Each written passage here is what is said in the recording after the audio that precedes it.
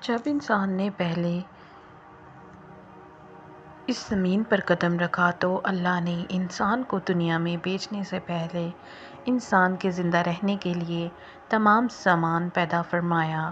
ہوا، پانی، آگ اور مٹی یہ انسان کی بنیادی ضرورت تھی۔ اس کے بغیر تو انسان زندہ ہی نہیں رہ سکتا۔ انسان کے جسم میں قوت پیدا کرنے کے لیے کھانا بھی ضروری تھا۔ اس کے لیے اللہ تعالیٰ نے پھل، پھول، میوے، پودے، ہرے بھرے درخت پیدا کیے۔